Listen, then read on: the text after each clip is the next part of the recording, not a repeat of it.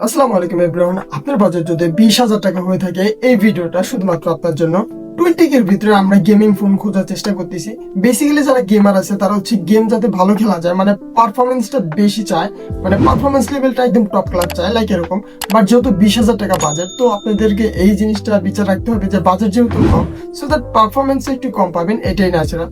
So দেরি না করে চলুন শুরু করা যাক টপ 3 ফোন আন্ডার 20K। তাহলে প্রথমে আমরা যে ফোনটার কথা বলতেছি সেটা হচ্ছে ইনফিনিক্স হট 60 প্রো।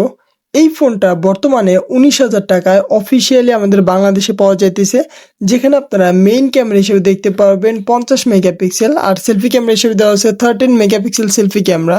দেন যদি এই ফোনে আমরা স্টেরিও স্পিকারের কথা বলি, স্টেরিও স্পিকার পেয়ে যাবেন, 3.5 mm জ্যাক পেয়ে যাবেন। আর এই ফোনটা টোটালি প্লাস্টিক বিল্ডের। এখানে 3টা কালার এই ফোনটা অ্যাভেলেবল পাওয়া যায় আমাদের বাংলাদেশে। দেন যদি আমরা এই ফোনের ডিসপ্লের কথা বলি, 6.78 ইঞ্চের ফুল এইচডি প্লাস রেজলিউশনের অ্যামোলেড ডিসপ্লে ইউজ করা হয়েছে, যেখানে আপনারা চাইলে 144 হার্টজ পর্যন্ত হাই রিফ্রেশ রেট দেখতে পারবেন। দেন এখানে কর্নিং গোরিলা গ্লাস 7 এর প্রোটেকশন দেওয়া আছে, মানে এটা অ্যাকচুয়ালি গুড প্রোটেকশন বলতে পারেন। আর এখানে ব্যাটারি হিসেবে দেওয়া আছে 5160 mAh এর ম্যাসিভ ব্যাটারি, 45 ওয়াটের চার্জার আপনারা ইনবক্সেই পেয়ে যাবেন। দেন যদি মোস্ট ইম্পর্টেন্ট থিং, মানে গেম খেলার জন্য যে বিষয়টা বেশি রোল প্লে করে, সেটা হচ্ছে প্রসেসর হিসেবে দেওয়া আছে মিডিয়াটেক হিলিও G200, যার আন্তত স্কোর অ্যাপ্রক্সিমেটলি 5 লাখের মতো বলতে পারেন। মানে এটা দিয়ে আপনি চাইলে মোটামুটি লেভেলের ভালোই খেলতে পারবেন।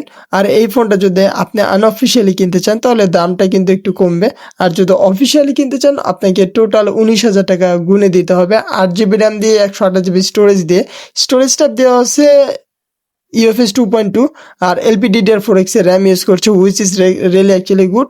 এখন এটা আপনি চয়েস লিস্টে রাখলেও রাখতে পারেন। ওভারঅল এই ফোনটা পারফরমেন্সের দিক থেকে এবং লুকিং প্লাস ক্যামেরা ওভারঅল দিক থেকে এটা ভালো একটা ফোন বলতে পারেন।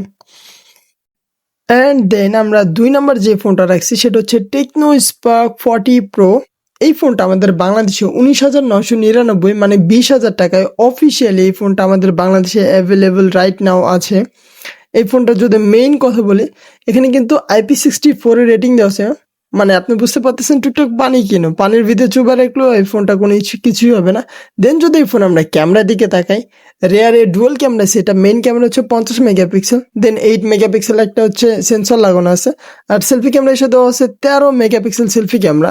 তো মেইন ক্যামেরা থেকে আপনারা চাইলে 2K ভিডিও 30 FPS পর্যন্ত শ্যুট করতে পারবেন। দেন যদি এই ফোনে আমরা ব্যাটারির কথা বলি, 5200 mAh এর ম্যাসিভ ব্যাটারি ইউজ করা হয়েছে, সাথে 45 ওয়াটের চার্জার ইনবক্সে পেয়ে যাবেন। স্টেরিও স্পিকার পেয়ে যাইতেছেন, 3.5 mm জ্যাক পাচ্ছেন। ওভারঅল বলতে গেলে এই ফোনটা ক্যামেরা প্লাস গেমিং দিক থেকে অ্যাকচুয়ালি গুড। দেন যদি এই ফোন আমরা ডিসপ্লের কথা বলি, 6.78 ইঞ্চির ফুল এইচডি প্লাস রেজলিউশনের অ্যামোলেড ডিসপ্লে ইউজ করা হয়েছে, যেখানে আপনারা প্রোটেকশন হিসেবে দেখতে পারবেন কর্নিং গোরিলা গ্লাস 7 এর প্রোটেকশন। আর আপনারা কিন্তু ইন ডিসপ্লে ফিঙ্গারপ্রিন্ট এই ফোনটাতে সাপোর্ট পেয়ে যাইতেছেন। এই ফোনের চিন বেজেল তুলনামূলক পাতলা, যেটা দেখতে বা ব্যবহার করতে অ্যাকচুয়ালি গুড। আর এই ফোনের কিন্তু যে পাঞ্চল হোলটা দেখতে পাচ্ছেন একদম চিকন, মানে একদম ছোট্ট একটা, যেটা দেখলে আসলে ভালো লাগে। আর এখানে প্রসেসর হিসেবে ইউজ করা হয়েছে মিডিয়াটেক হিলিও G100, যেটা আপনারা দেখছিলেন ইনফিনিক্সের যেটা ইউজ করা হয়েছিল মিডিয়াটেক হিলিও G200। এটা অ্যাকচুয়ালি নাম্বারিং গেম বলতে পারেন, এটাও মিডিয়াটেক হিলিও G200 বললে কোনো ভুল হবে না। প্রসেসর ওভারঅল বলতে গেলে এটাও আপনি সেম পারফরমেন্স পাবেন ওই আগেরটার মতোই। এখানে স্টোরেজ টাইপ দেওয়া আছে হচ্ছে ইউএফএস 2.2, LPDDR4X এর র্যাম ইউজ করা হয়েছে, স্টিরিও স্পিকার পাচ্ছেন, এবং এই ফোনটা দেখতেও কিন্তু actually good.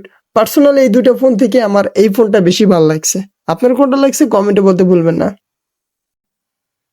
And third number আমরা যে ফোনটা রাখছি সেটা হচ্ছে রিয়েলমি নার্জো 80X।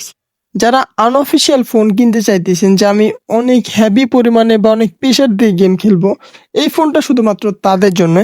আনঅফিসিয়ালি এই ফোনটা 20,000 টাকায় পাওয়া যেতেছে, 6 GB র্যাম দিয়ে 128 GB স্টোরেজ দিয়ে। তো এই ফোনটা কিন্তু ফুললি একটা waterproof phone. By the way এই ফোনটা দেখতেও কিন্তু অ্যাকচুয়ালি প্রিমিয়াম কোয়ালিটি, দেখার মতো একটা ফোন, মানে হাতে নিলে বুঝতে পারবেন একটা প্রিমিয়াম ফিল পাবেন, প্রিমিয়াম ভাইব পাবেন এই ফোনটা হাতে নিলে। আর এই ফোনে যে ব্যাটারি ইউজ করা হচ্ছে 6000 mAh এর ম্যাসিভ ব্যাটারি, 45 ওয়াটের চার্জার, মানে একদিন তো ইজিলি এই ফোনটা কাভার আপ করেই দিবে। মেইন জিনিস হচ্ছে আমরা যদি এই ক্যামেরার দিকে তাকাই, রেয়ারে ট্রিপল ক্যামেরা সেটআপ দেখা গেল। মেইন ক্যামেরা হচ্ছে 50 মেগাপিক্সেল অ্যান্ড 2 মেগাপিক্সেল একটা ডেপথ। আর সেলফি ক্যামেরা হিসেবে দেওয়া আছে 8 মেগাপিক্সেল সেলফি ক্যামেরা। তো আমি তো শুরুতেই বলে দিছি যে যারা শুধুমাত্র গেমিং পারপাসের জন্য ফোন খুঁজতেছেন এই ফোনটা তাদের জন্য আদর্শ। তো এখানে ক্যামেরা অত ভালো কোয়ালিটি দেওয়া নয়।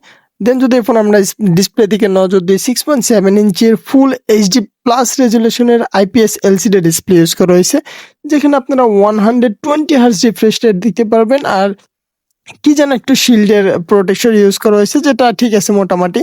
আর এখানে কিন্তু যে চিন বেজেল তুলনামূলক পাতলায়, সাইড মাউন্টেড ফিঙ্গারপ্রিন্ট দেওয়া আছে, 3.5 জ্যাক দিয়ে পাবেন। এক্সট্রা স্টেরিও স্পিকারটা এখানে পাচ্ছেন না আনফর্চুনেটলি। দেন যদি এখন আমরা প্রসেসর কথা বলি, প্রসেসর হিসেবে দেওয়া আছে মিডিয়াটেক ডাইমেনসিটি 6400 প্রসেসর, যেটা অ্যাকচুয়ালি গুড গেমিংয়ের জন্য।